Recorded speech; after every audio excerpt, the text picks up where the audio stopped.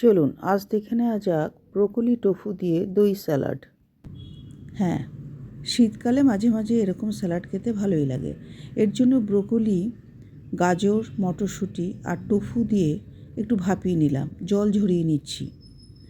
এরপর মিক্সিং জারের মধ্যে একটা পেস্ট বানাবো। দিচ্ছি 10-12টা আলমন্ড, কুমড়োর বীজ আর গোটা গোলমরিচ আর 1 কাপের থেকে একটু কম দই।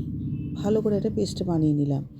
কড়াইয়ের মধ্যে অলিভ অয়েল কিছুটা দিয়ে গোটা গোলমরিচ ক্রাশ করে দিয়ে দিলাম। একটু নাড়াচাড়া করে, গুঁড়োটা দিলাম না, এতে স্বাদটা ভালো আসবে না।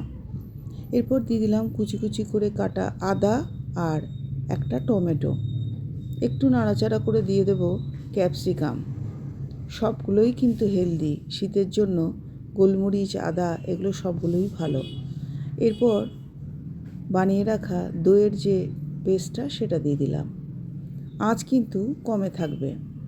এরপর দিয়ে দিলাম অল্প একটু নুন স্বাদের জন্য। তারপর দিয়ে দিলাম ভাপিয়ে রাখা ব্রোকলি, টোফু, গাজর, মটরশুঁটি। একটু নাড়াচাড়া করব সামান্য 2-3 মিনিট। তারপর 1 চামচ মাখন দিয়ে দিলাম, ক্রাশ করা গোলমরিচ দিয়ে দিলাম, বেশ খানিকটা ধনেপাতা দিয়ে দিলাম আর দিয়ে দেবো স্বাদের জন্য অল্প একটু মিষ্টি। ব্যাস, নাড়াচাড়া করে তৈরি হয়ে গেল টোফু ব্রোকলি দিয়ে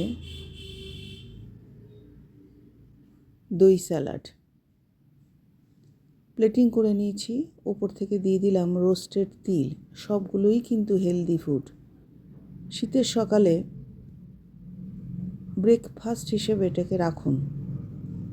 সবগুলোই কিন্তু হেলদি, খেতেও খুব সুন্দর হয়। তাই করুন আর সবাই ভালো থাকুন।